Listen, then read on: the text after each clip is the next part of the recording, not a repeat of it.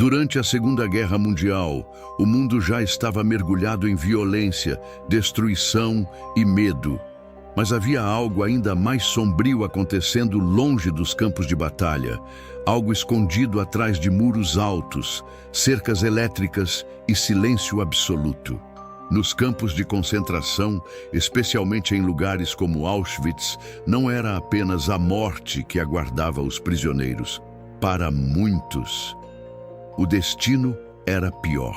Homens, mulheres e até crianças eram separados não apenas por idade ou condição física, mas por algo muito mais sinistro. Se seriam usados em experimentos. Ali, eles deixavam de ser pessoas.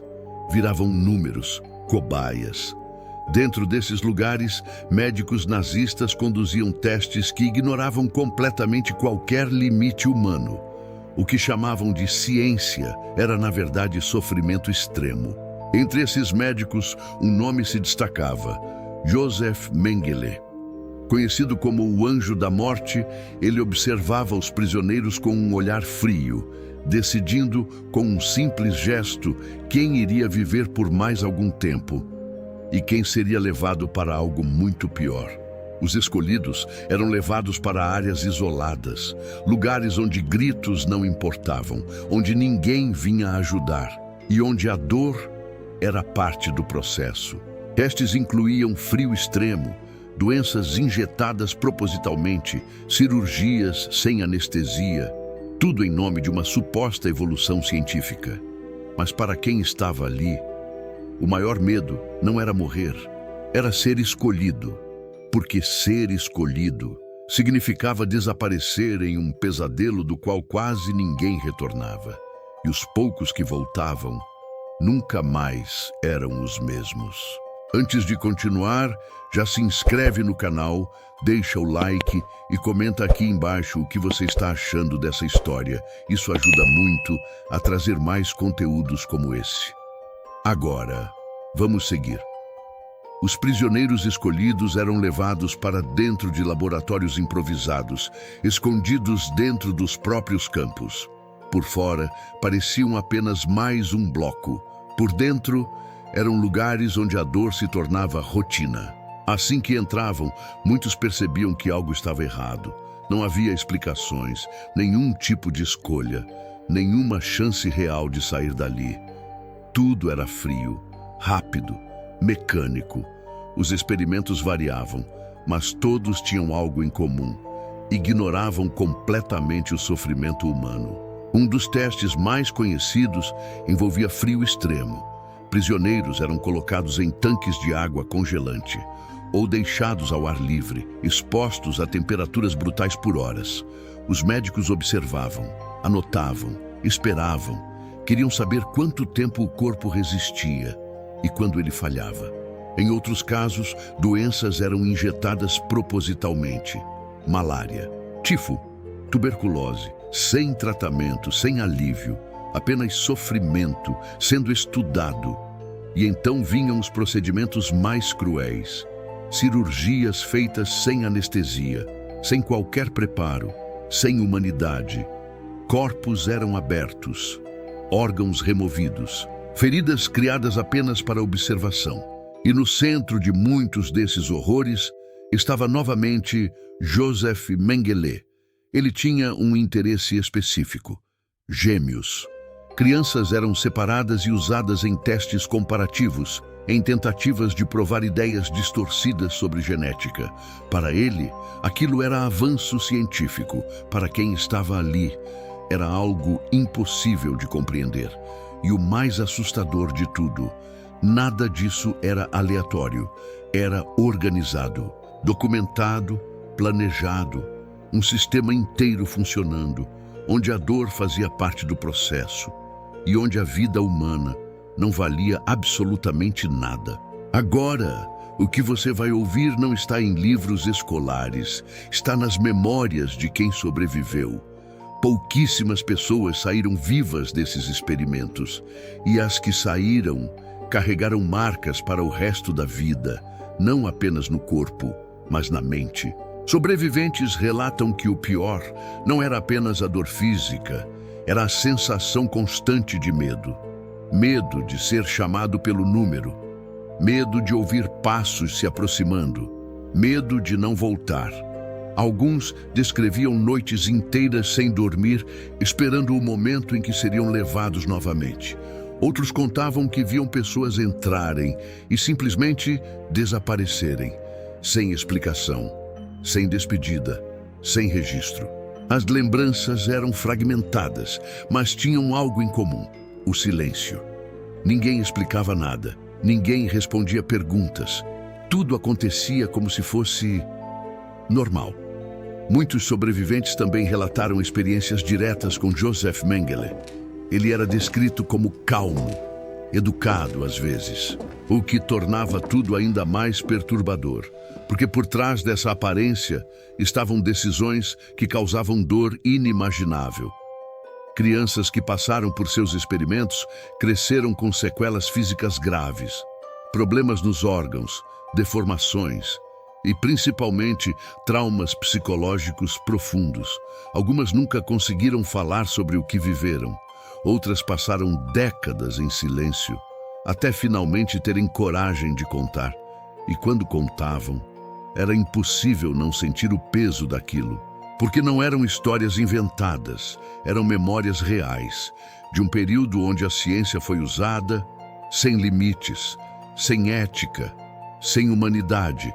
E mesmo depois da guerra acabar, essas histórias continuaram assombrando quem sobreviveu, porque o fim da guerra não significou o fim das consequências. Agora, imagine guardar um segredo tão cruel que o mundo inteiro não acreditaria. Foi exatamente isso que aconteceu. Durante anos, tudo o que acontecia dentro dos campos permaneceu escondido, isolado, silencioso.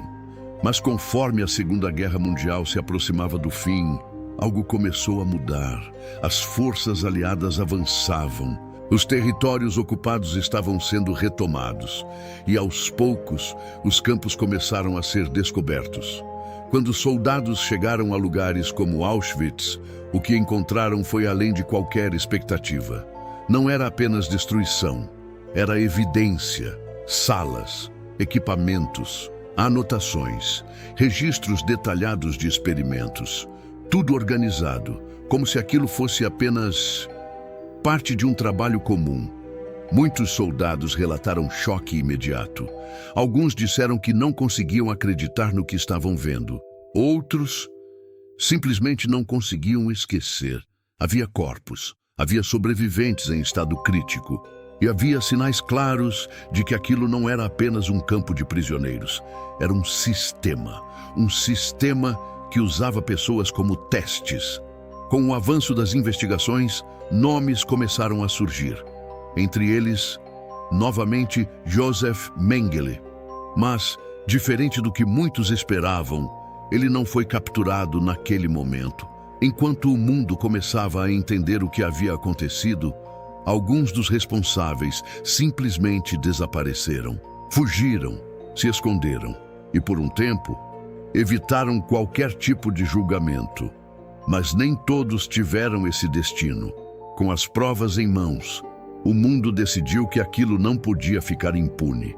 Era preciso mostrar que, mesmo em meio ao caos da guerra, existiam limites e que eles haviam sido ultrapassados. O que viria a seguir seria uma tentativa de justiça, mesmo que tardia, mesmo que incompleta. Agora, como julgar algo que parece impossível de medir? Depois que os horrores vieram à tona, o mundo precisava responder. E foi assim que começaram os famosos julgamentos de Nuremberg.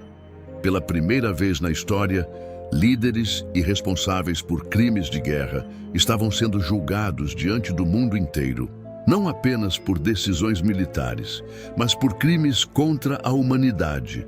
Durante os julgamentos, documentos foram apresentados, relatórios médicos, anotações detalhadas, provas que mostravam, sem dúvidas, o que havia sido feito.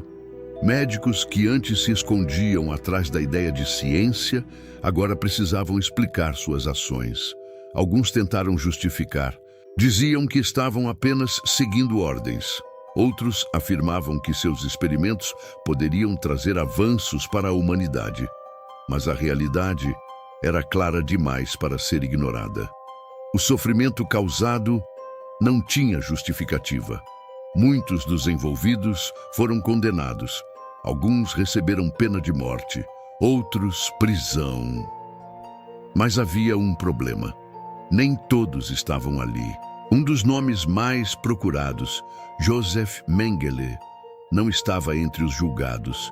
Ele havia desaparecido. E isso levantava uma questão inquietante. Quantos outros também haviam escapado?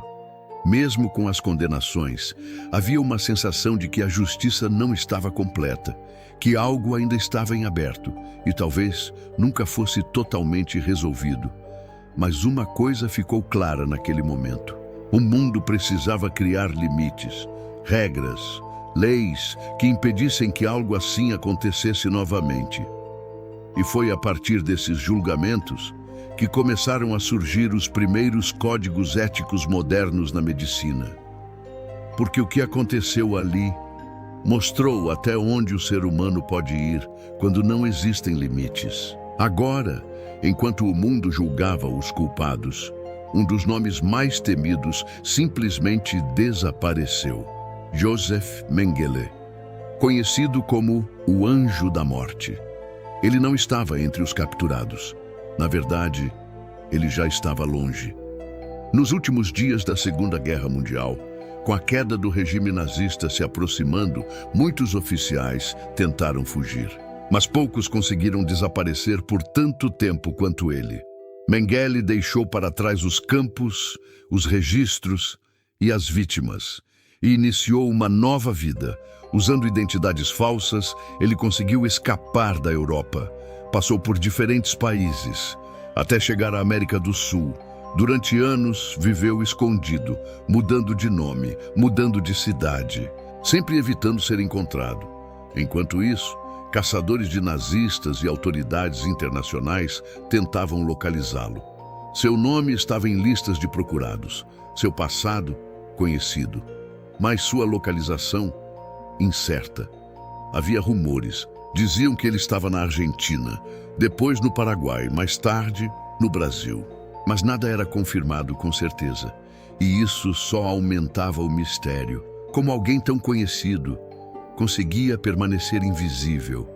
Como conseguiu escapar por tanto tempo, mesmo sendo procurado no mundo inteiro?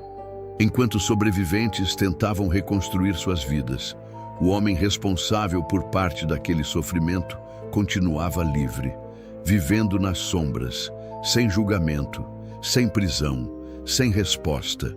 E isso levantava uma dúvida inquietante. Será que ele realmente escaparia para sempre?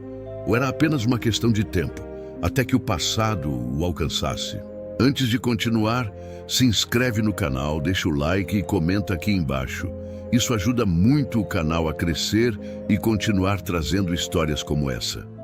Agora, mesmo anos após o fim da Segunda Guerra Mundial, a busca por justiça ainda não havia terminado.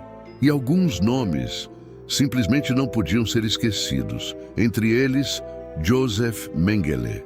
Enquanto ele vivia escondido, mudando de identidade e evitando qualquer tipo de exposição, havia pessoas dedicando suas vidas a encontrá-lo. Caçadores de nazistas, investigadores, sobreviventes, gente que não aceitava a ideia de que alguém como ele pudesse simplesmente desaparecer. Um dos nomes mais conhecidos nessa busca era Simon Wiesenthal. Ele passou décadas reunindo informações, cruzando dados, seguindo pistas, tudo com um único objetivo: levar criminosos de guerra à justiça. E por muito tempo surgiram rumores sobre o paradeiro de Mengele. Argentina, Paraguai, Brasil. Testemunhas diziam tê-lo visto. Documentos apareciam, identidades falsas eram descobertas, mas sempre havia um problema. Quando alguém chegava perto, ele já havia ido embora. Era como se estivesse sempre um passo à frente, vivendo nas sombras, protegido pelo silêncio E, em alguns casos, por pessoas que o ajudavam a se esconder. Isso levantava ainda mais perguntas. Ele estava agindo sozinho? Ou existia uma rede ajudando ex-nazistas a escapar? Enquanto isso, o tempo passava. E com ele, a preocupação aumentava. Porque quanto mais anos se passavam, menores eram as chances de encontrá-lo vivo. Mas desistir nunca foi uma opção. Porque essa não era apenas uma busca por um homem, era uma busca por justiça, uma tentativa de mostrar que mesmo décadas depois, alguns crimes nunca seriam esquecidos. Agora, depois de décadas de buscas, pistas falsas e rumores, algo finalmente começou a mudar. Durante anos, Joseph Mengele foi considerado um fantasma, sempre mencionado, nunca encontrado. Mas nos anos 1980, uma descoberta inesperada trouxe novas respostas. Investigadores chegaram até o Brasil, mais especificamente a uma informação que mudaria tudo. Um homem, vivendo sob identidade falsa, havia morrido anos antes, sem levantar suspeitas. Esse homem usava outro nome, tinha uma vida discreta e havia sido enterrado como alguém comum, mas algo não batia. A investigação avançou. Documentos foram analisados, testemunhas foram ouvidas, e então veio a decisão: exumar o corpo. Quando os restos mortais foram analisados, começaram a surgir indícios, características físicas, dados compatíveis. E mais tarde, exames mais avançados confirmariam o que muitos já suspeitavam. Aquele homem era muito provavelmente Joseph Mengele. Ele não havia sido capturado, não havia sido julgado, não havia enfrentado um tribunal. Morreu anos antes, vivendo escondido, longe da justiça. Essa descoberta chocou o mundo. Depois de tanto tempo procurando, a resposta estava ali, mas veio tarde demais, e isso deixou um sentimento difícil de ignorar. O de que, apesar de tudo, ele conseguiu escapar, não da história, mas das consequências diretas, e isso levantou uma pergunta perturbadora. Será que justiça tardia ainda é justiça? Agora, mesmo com o fim da Joseph Mengele e a revelação de tudo o que aconteceu, a história não terminou ali. Na verdade, foi ali que começou uma mudança global. Os horrores descobertos após a Segunda Guerra Mundial deixaram uma marca profunda na humanidade. Pela primeira vez, o mundo percebeu até onde a ciência poderia chegar, quando não existem limites. E isso precisava mudar. Foi a partir desses acontecimentos que surgiram regras fundamentais para proteger seres humanos em pesquisas. Uma das mais importantes foi o Código de Nuremberg. Esse código estabeleceu princípios básicos que hoje são considerados essenciais. Consentimento voluntário, evitar sofrimento desnecessário, garantir que os benefícios superem os riscos. Pode parecer óbvio hoje, mas naquela época essas regras simplesmente não existiam de forma clara.